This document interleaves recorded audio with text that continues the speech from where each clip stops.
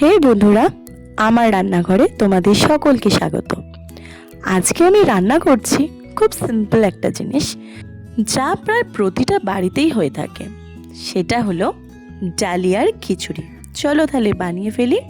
এই খিচুড়িটা বানাতে যা যা লাগবে তার মধ্যে আমি কিছু জিনিস ছিল সেগুলোই দিয়েছি, যেমন পেঁপে, ফুলকপি, আলু, গাজর। তোমরা চাইলে এর সাথে আরও ইনগ্রিডিয়েন্টসও দিতে পারো, যেগুলো যেগুলো তোমরা পছন্দ করো, যেমন কড়াইশুঁটি, টমেটো, সব কিছুই যেটা তোমরা চাইবে। এবার চলো ফোড়নে কি দিতে হয় দেখে নিই। এখানে আমি 2টো শুকনো লঙ্কা দিয়েছি, 3টে তেজপাতা আর সামান্য নিয়েছি গোটা জিরে। এটাই হবে ফোড়ন। চলো ততক্ষণ একটু আমি এখানে মুগের ডালটা একটু ভেজে নিই।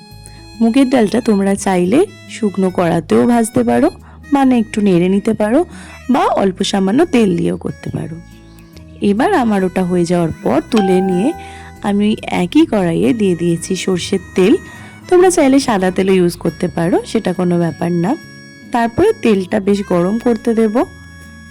তেলটা বেশ ভালো মতো গরম হয়ে যাওয়ার পর এতে আমি একে একে ফোড়নগুলো দিয়ে দেবো, যে ফোড়নগুলো একটু আগেই দেখিয়েছি। প্রথমেই আমি তেলেতে দিয়ে দেবো শুকনো লঙ্কা আর তেজপাতা। এগুলো বেশ ভালো করে নাড়িয়ে নিয়ে তারপর আমি এখানে জিরেটা অ্যাড করব। জিরেটা দেওয়ার পর যখন একটা বেশ ফ্লেভার আসবে, একটা স্মেল আসবে, তখন আমি এতে একে একে সব সবজিগুলো দিয়ে দেব। আলু, ফুলকপি, আরও যা যা সবজি তোমরা এখানে ইউজ করবে সেই সমস্ত সবজি একসাথে আমি এতে দিয়ে দেব এবং বেশ ভালো করে নাড়িয়ে ফ্রাই করে নেব। এরপর আমি একে একে এতে দিয়ে দেব হলুদ গুঁড়ো, নুন। তোমরা চাইলে এখানে কাশ্মীরি লঙ্কা ইউজ করতে পারো যাতে কালার আসে। আর লঙ্কাটা দেবে যতটা তোমরা চাইবে, ঝাল ভালোবাসো সেই অনুযায়ী তোমরা এখানে লঙ্কা অ্যাড করবে। আমি এখানে 2টো লঙ্কাই অ্যাড করলাম। লঙ্কাগুলোকে চিড়ে এখানে দিয়ে দিয়েছি, তাহলে ফ্লেভারটা বেশ ভালো হবে।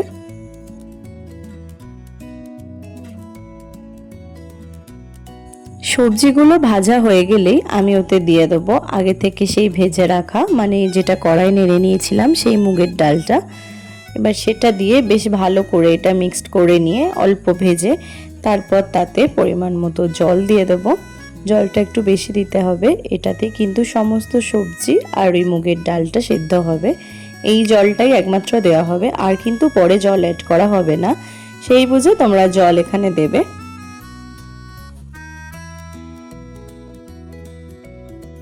এবার কড়াটা চাপা দিয়ে দেব সিদ্ধ হওয়ার জন্য, আর কিছুক্ষণ ওয়েট করব। প্রায় 5-6 মিনিট পর খুলে দেখব মুগের ডালগুলো সিদ্ধ হয়েছে কি। হ্যাঁ, একদমই প্রায় সিদ্ধ হয়ে গেছে, আর তার সাথে সবজিগুলো সিদ্ধ হয়ে গেছে। এরপর আমাদের যে কাজটা হবে সেটা হলো সেই ডালিয়াটা দিয়ে দেওয়া। ডালিয়াটা বেশ ভালো করে আমি ধুয়ে রেখেছি। এবার সেই ডালিয়াটা ওই ফুটন্ত যে ডাল সিদ্ধটা তাতে দিয়ে দিতে হবে।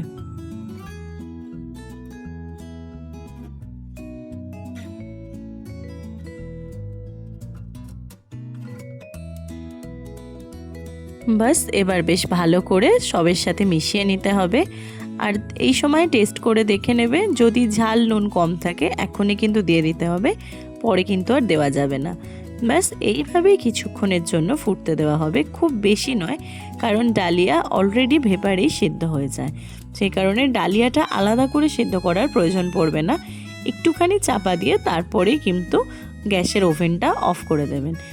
এটায় চাপা দেওয়ার পর যে স্টিমটা তৈরি হবে সেটাতেই কিন্তু একটু একটু করে এই ডালিয়াটা সিদ্ধ হয়ে যাবে, আলাদা করে আর সিদ্ধ করার প্রয়োজন পড়বে না।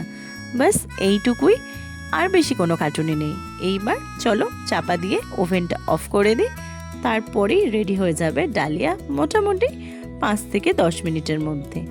এই দেখো একেবারে কিন্তু রেডি হয়ে গেছে, আর কিন্তু বেশিক্ষণ ফোটাইনি, ওটাই শেষ ফোটানো ছিল। আর হ্যাঁ, একটু জল জল রাখবেন, কারণ একটু পরেই ওটা টেনে কিন্তু পুরোই শক্ত হয়ে যাবে। তাই জন্য একটু জল অবস্থায় রেখে একেবারে পাঁপড়, ভাজা যে কোনো জিনিসের সাথে সার্ভ করো। আজ টাটা।